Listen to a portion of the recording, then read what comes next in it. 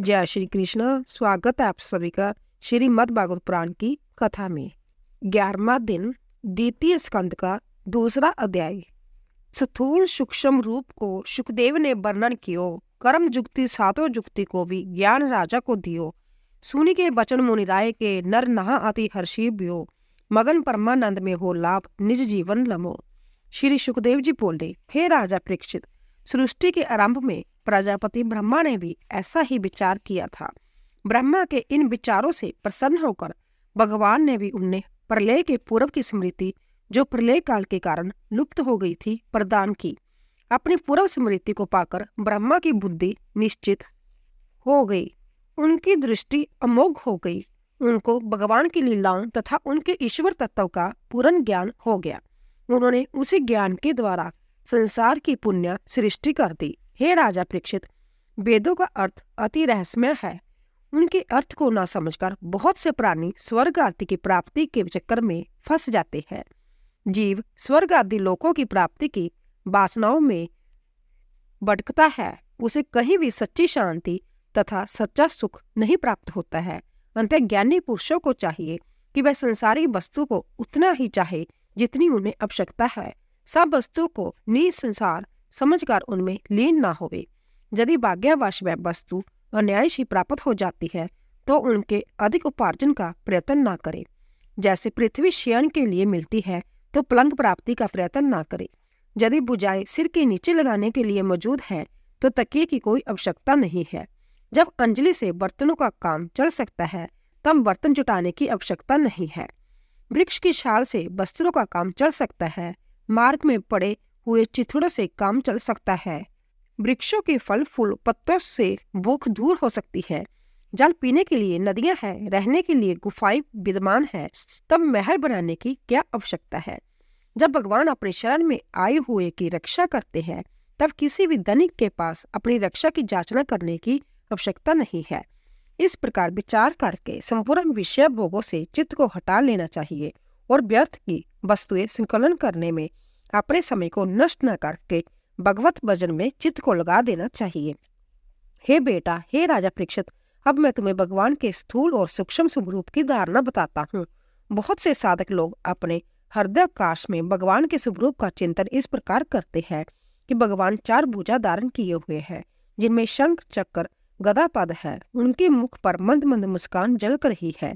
कमलवत नेत्र है, कमल पुष्प के समान पीला वस्त्र पहने हुए है। विशाल भुजदंडों में रतन जटित बाजू बंद है।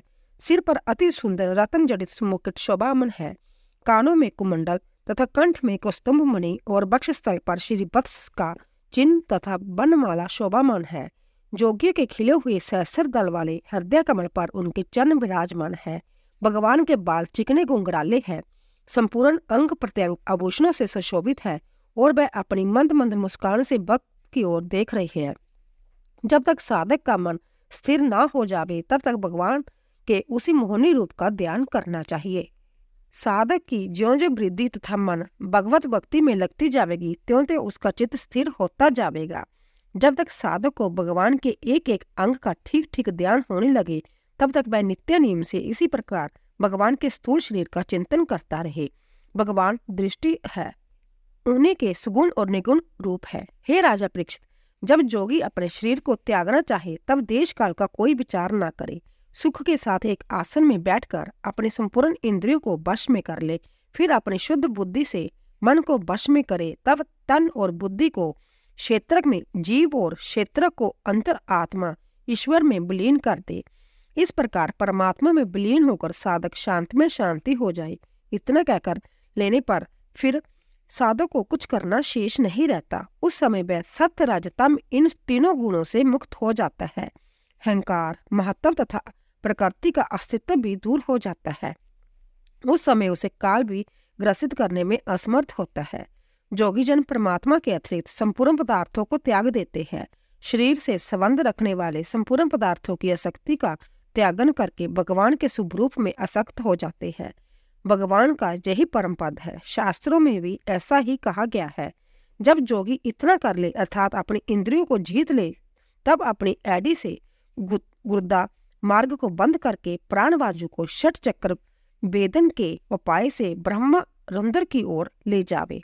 पहले नाभि चक्र में स्थित बाजू को हृदय चक्र में स्थित करे, फिर वहां से उदान बाजू की सहायता से वक्ष स्थल में विशुद्ध चक्र में स्थित करे, फिर उस बाजू को शनै शनै तालिमूल अर्थात विशुद्ध चक्र के अगले भाग में चढ़ावे।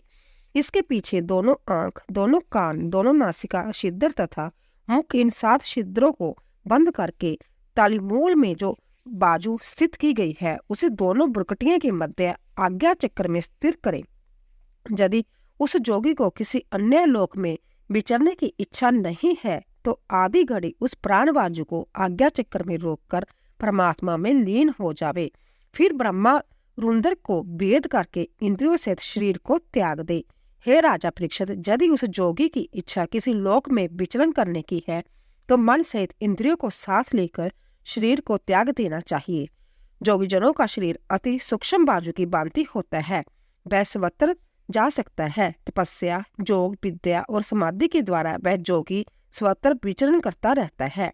कर्म बंधन के द्वारा ही प्राणी कहीं वह रोक टोक नहीं विचर सकता। जोगी जब ब्रह्मा लोक को जाता है तब प्रथम वह आकाश लोक में होता हुआ अग्नि लोक में पहुंचता है। वहां उसके शेष पाप नष्ट हो जाते हैं। फिर ध्रुव के निवास स्थान शिशुमार चक्र में जाता है। वह शिशुमार चक्र ब्राह्मण का मुख्य केंद्र है। तब वह प्राणी महलोक में जाता है। वहां पर ब्रह्मा, बेता, जोगीजन रहते हैं।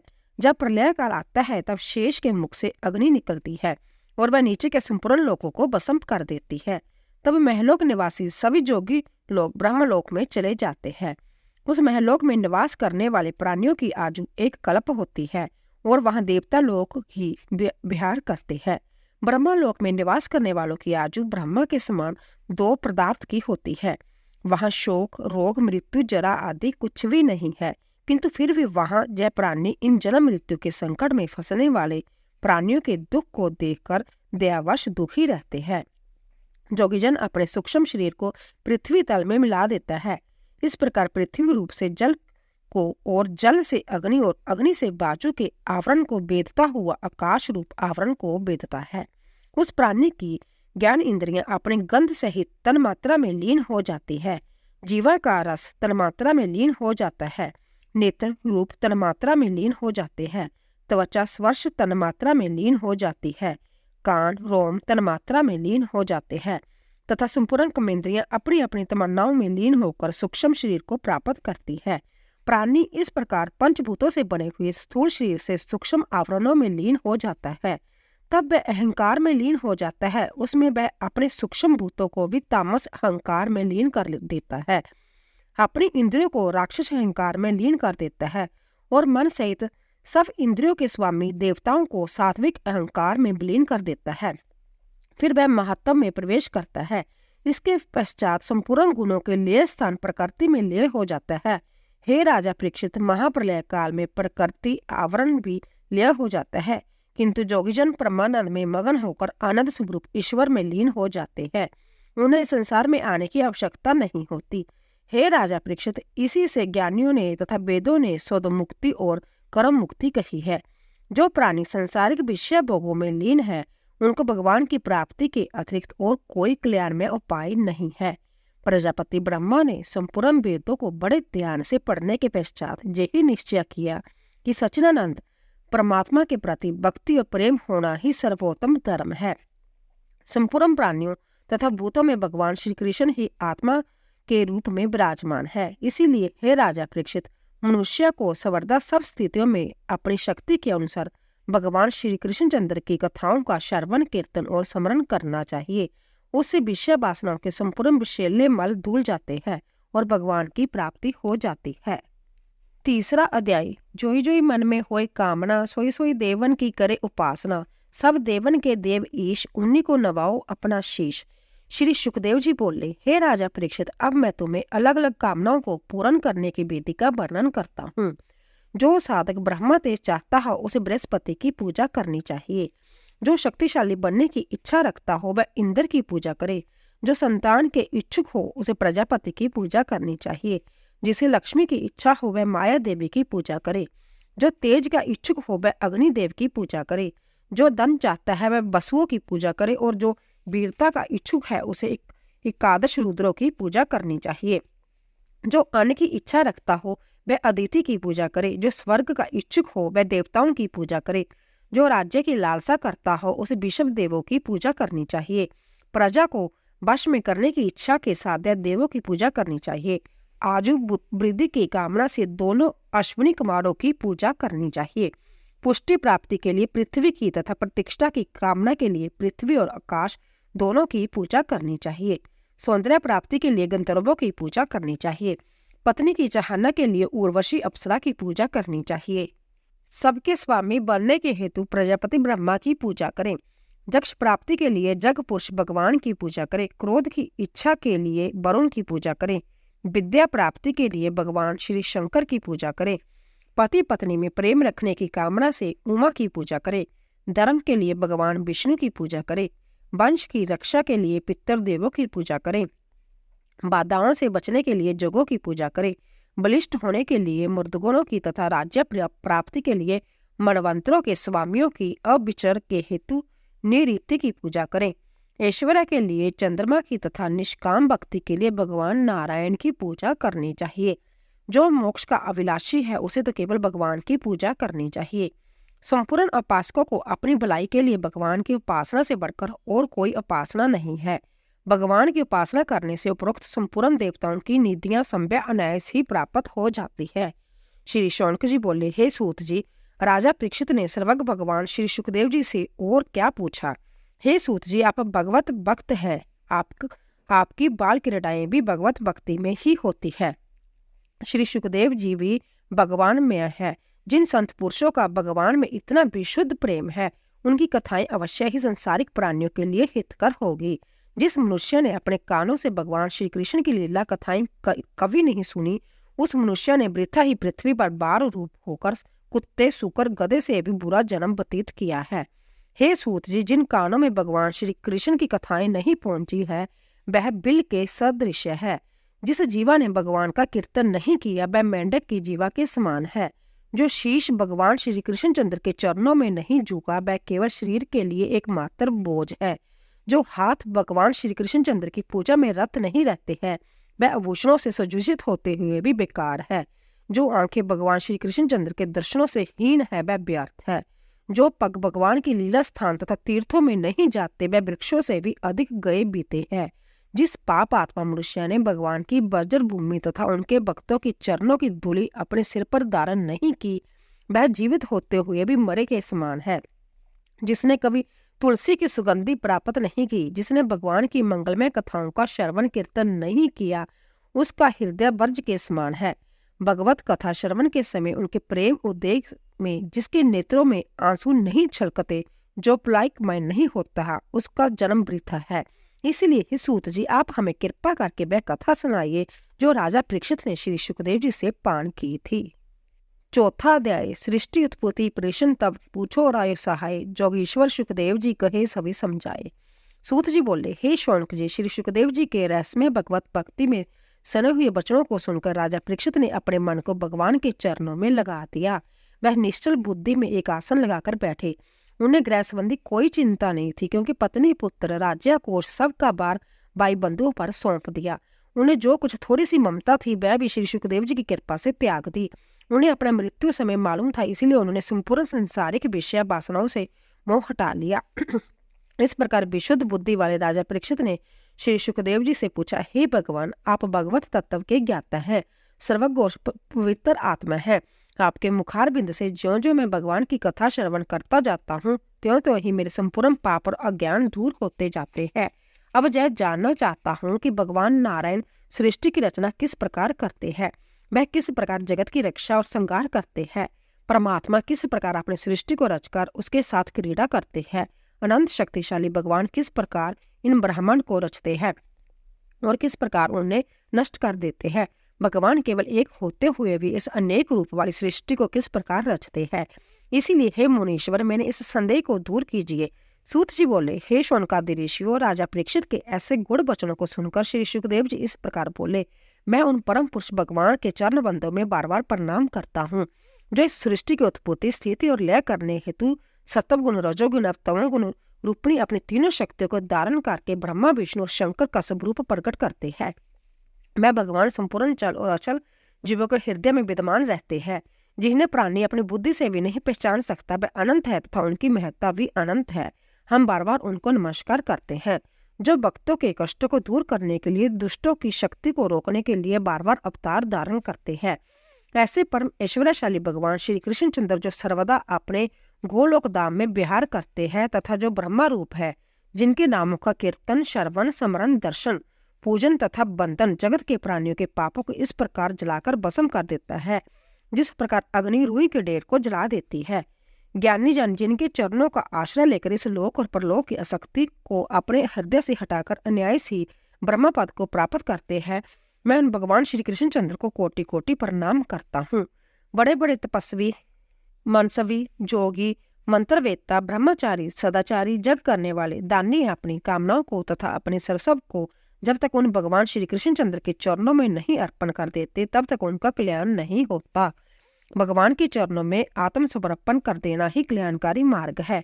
बड़े बड़े घोर पापी और नीच जिनके चरणों में आने से ही सहज ही मोक्ष को प्राप्त कर चुके हैं, उन्हें भगवान को मेरा बार बार नमस्कार है।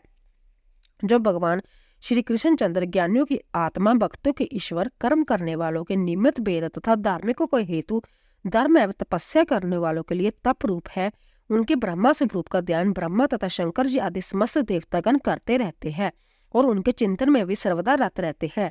जो लक्ष्मी के पति है, जग पुरुष है, प्राणियों के रक्षक, गटगटवासी तथा लोकपाल है, पृथ्वी के स्वामी और जदुवंशियों के रक्षक है, उन भक्त वसल सर्वेश्वर भगवान श्री कृष्णचंद्र को मैं बार बार प्रणाम करता हूँ।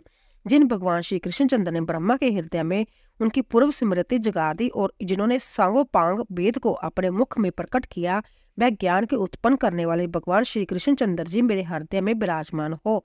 जो भगवान संपूर्ण प्राणियों में आत्म रूप में से विराजमान होकर 5 ज्ञानेंद्रियां, 5 कर्मेंद्रियां तथा 5 प्राणवायु और एक मन, इन 16 कलाओं के द्वारा भोग भोगते हैं, वे ही भगवान मेरी वाणी को शुद्ध करे। मैं भगवान व्यास जी के चरण कमलों में कोटि कोटि प्रणाम करता हूँ। हे राजा परीक्षित, तुमने जो प्रश्न किया उसके उत्तर में मैं तुमसे वह उपदेश करूंगा जो नारायण ने प्रजापति ब्रह्मा को सर्वप्रथम किया था। यद्यपि प्रजापति ब्रह्मा संपूर्ण वेदों के ज्ञाता है, किंतु फिर भी वह उपदेश उनके लिए अति आवश्यक है। उस उपदेश को ब्रह्मा जी ने नारद जी को सुनाया था। 5वां अध्याय। विराट रूप भगवान को कहो ब्रह्मा समझाए, कही विधि जग की उत्पत्ति होई विराट से आई। नारद जी बोले, हे प्रजापति, आपने केवल मुझे ही उत्पन्न नहीं किया, अपितु संपूर्ण देवताओं तथा इस संपूर्ण सृष्टि को भी आपने जन्म दिया। अंत आप मुझे आत्मा तथा परमात्मा का ठीक ठीक तत्व समझाएं। हे पिताजी, इस जगत का लक्षण क्या है? यह किसके आधार पर है? इसकी रचना किसने की? यह किसमें लीन हो जाता है तथा किसके अधीन है? वास्तव में यह क्या वस्तु है? कृपा करके आप मुझे इस संपूर्ण तत्व को निरूपण कीजिए। आप सर्वज्ञ हैं, सबके स्वामी हैं। यह संसार हथेली पर रखे हुए आंवले के समान आपके लिए है। हे पिताजी, आपको यह ज्ञान कहाँ से प्राप्त हुआ? आप किस प्रकार से अपनी माया से उत्पन्न किए हुए पंचभूतों द्वारा संपूर्ण जगत की सृष्टि करते हो? इस जगत को उत्पन्न करने पर भी आप में कोई विकार उत्पन्न नहीं होता। आप सृष्टि के रचयिता होते हुए भी फिर आप किसकी तपस्या करते हो? आपसे भी बड़ा कौन है? इस तत्व तो आप ठीक ठीक समझाइए। ब्रह्मा जी बोले, हे नारद, तुमने जो प्रश्न किया है वह अति उत्तम है। वह तुम्हारे लिए ही केवल लाभप्रद नहीं है, किंतु सारे संसार के लिए भी लाभप्रद है और मुख्यतः मेरे लिए, क्योंकि उनमें भगवान की लीलाओं का सुंदर वर्णन है। तुम्हारी जो शंकाएं है वह सब सत्य है। हे नारद, इस सृष्टि के रचयिता तुम केवल मुझको ही मानते हो, सो ऐसा नहीं है। मुझसे भी परे एक ब्रह्मा शक्ति है, जिसका आश्रय लेकर मैं सृष्टि रचता हूँ। जिस प्रकार सूर्य, चंद्रमा, अग्नि, ग्रह, नक्षत्र उस ब्रह्मा शक्ति के द्वारा प्रकाशमान होते हैं, उसी प्रकार मैं भी उस संभव प्रकाश भगवान के प्रकाश से शक्ति संपन्न होकर इस संसार को रचता हूँ। लोग उसी भगवान की माया से मोहित होकर मुझे ही सृष्टिकर्ता मानते हैं, किंतु ऐसा नहीं। मैं भी उन्हीं के अधीन रहता हूँ और उन्हीं की प्रेरणा से इस सृष्टि को रचता हूँ। हे नारद, संसार की सृष्टि के हेतु जिन मूल कारणों की कल्पना की गई है वह द्रव्य, कर्म, काल, स्वभाव तथा जीव जही तत्व है। उन्हीं से संपूर्ण ब्राह्मण की उत्पत्ति हुई है।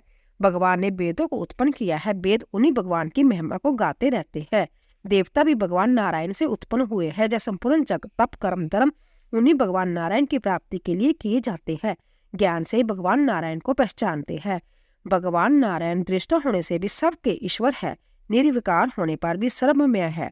उनकी भगवान ने मेरी उत्पत्ति है और उन्हीं के द्वारा ही प्रेरित होकर मैं इस जगत को उत्पत्ति करता हूँ। हे नारद, सबसे पहले रजोगुण, सतोगुण और तमोगुण जैसे तीनों गुण भगवान अपनी माया से अपने में उत्पन्न करते हैं। उसी के अनुसार रजोगुण से सृष्टि रची जाती है, सतोगुण से दृष्टि की स्थिति होती है और तमोगुण से उसका प्रलय हो जाता है। जय ही तीनों रज, सत और तम द्रव्य, ज्ञान और क्रिया का सहारा लेकर माया से परे नित्य युक्त जीव को माया में स्थिति करके कार्य कारण और कर्तापन के अभिमान से घेर लेते हैं। हे नारद, भगवान नारायण इन तीनों गुणों के आवरण से अपने स्वरूप को छिपा देते हैं। इसी कारण अज्ञानी पुरुष उनको नहीं सीख पाते। वह भगवान के संपूर्ण संसार और मेरे रचने वाले हैं। जब मायापति भगवान की इच्छा सृष्टि रचने की होती है, तब वह अपनी माया के द्वारा सम्यक काल, कर्म और स्वभाव को पहले स्वीकार करते हैं। उन्हीं नारायण की शक्ति से काल रजोगुण, सतोगुण और तमोगुण में शोभ उत्पन्न कर देता है और स्वभाव उसी रूपांतर कर देता है। कर्म महत्व को जन्म देता है। फिर रजोगुण और तमोगुण की बुद्धि से महत्व में विकार उत्पन्न होकर ज्ञान, क्रिया और द्रव्य रूप अहंकार उत्पन्न होता है। यह तम प्रधान अहंकार तीन प्रकार का होता है, एक विकारिक, दूसरा तेजस, तीसरा तामस। इनकी कर्मक्ष ज्ञान शक्ति, क्रिया शक्ति तथा द्रव्य शक्ति होती है। तब तामस अहंकार में विकार उत्पन्न होता है। तब उससे आकाश तत्व की उत्पत्ति होती है। आकाश तत्व की तमन्ना और गुण शब्द होता है। इस शब्द से ही दृष्टा और दृश्य का ज्ञान होता है। फिर जब आकाश तत्व में विकार उत्पन्न होता है और उसे बाजू तत्व की उत्पत्ति होती है। बाजू तत्व का गुण शब्द और स्पर्श दोनों है। इंद्रियों में स्फूर्ति, शरीर में जीवन शक्ति, बल तथा और इसी कारण होते हैं। काल, कर्म तथा स्वभाव अनुसार बाजू में भी विकार उत्पन्न होते हैं। उसमें अग्नि तत्व की उत्पत्ति होती है। इसका मुख्य गुण रूप है। इसके साथ साथ अपने बनाने वाले आकाश और बाजू तत्व के भी गुण इसमें शब्द और स्पर्श रूप में विद्यमान रहते हैं। अग्नि के विकार से जल उत्पन्न होता है। इसका मुख्य गुण रस है तथा इसके उत्पन्न करने वाले आकाश, बाजू और तेज के भी गुण शब्द, स्पर्श और रूप इसमें विद्यमान है। जल के विकार से पृथ्वी की उत्पत्ति होती है। इसका मुख्य गुण गंध है तथा इसके कारण तत्वों के गुण शब्द, स्पर्श, रूप तथा रस जय भी इसमें विद्यमान रहते हैं। इस प्रकार प्रत्येक तत्व में उसका मुख्य गुण तथा उसके उत्पन्न करने वाले तत्वों का गुण भी उसमें विद्यमान रहता है। वैकारिक अहंकार से मन तथा इंद्रिय के अधिष्ठान के 10 देवताओं की उत्पत्ति होती है, जिनके नाम इस प्रकार है: दिशा, बाजू, सूर्य, वरुण, अश्विनी कुमार, अग्नि, इंद्र, विष्णु, पितर तथा प्रजापति। तेजस अहंकार में जब विकार उत्पन्न होता है, उसमें 5 ज्ञानेंद्रियां, श्रोत्र, त्वचा, घ्राण, नेत्र तथा जीवा उत्पन्न होती है तथा 5 कर्मेंद्रियां, मुख, हाथ, पाद, मूत्रेंद्रियां तथा गुदा की सृष्टि होती है। तेजस अहंकार से भी बुद्धि और प्राण की उत्पत्ति होती है। हे नारद, जिस समय जब संपूर्ण तत्व अलग अलग थे, तब तक जब सृष्टि रचना नहीं कर सकते थे और ना ही शरीर ही रचना कर सकते थे। जब परमात्मा ने अपनी शक्ति के द्वारा प्रेरित करके इनको परस्पर मिला दिया, तब इनको तत्वों ने कार्य, कारण और स्वभाव स्वीकार करके संपूर्ण विश्व की रचना कर दी। उसी को ब्रह्मांड भी कहते हैं। जब ब्रह्मांड रूपी अंडा 100 वर्ष तक जल में ही स्थित रहा, फिर काल, कर्म और स्वभाव को ग्रहण करने वाले भगवान ने उसमें प्राण डाल दिए। उसी अंडे को तोड़कर विराट भगवान निकले, जिनकी जगह चरण, भुजाएं, नेत्र, मुख तथा सिर सहस्रों है। ज्ञानीजन और उपासना के हेतु उन संपूर्ण लोकों की स्थिति उन्हीं विराट भगवान से मानते हैं। उनकी कटी भाग के नीचे के अंगों में सप्त पताल तथा ऊपर के अंगों में सप्त स्वर्गों की कल्पना करते हैं। इन विराट भगवान का मुख ब्राह्मण, क्षत्रिय, भुजाएं, उरु, वैश्य और पैर शूद्र माने जाते हैं। नाभि में भूलोक, हृदय में स्वर्गलोक, वक्षस्थल में महलोक, कंठ में जनलोक, दोनों स्थानों में तपलोक तथा मस्तक में सत्यलोक की स्थिति है। कटी में अतल, अरुओं में बीतल, घुटनों में सूतल, जांघों में तलातल, एडी की गांठों में महातल, पंजे में रसातल तथा तलवों में पताल लोक की स्थिति मानी जाती है। विराट भगवान के संपूर्ण अंगों में लोकों की स्थित है। बोलिए बांके बिहारी लाल की जय। अगर आपको हमारी कथा पसंद आई हो, कृपया कमेंट बॉक्स में राधे राधे अवश्य लिखें।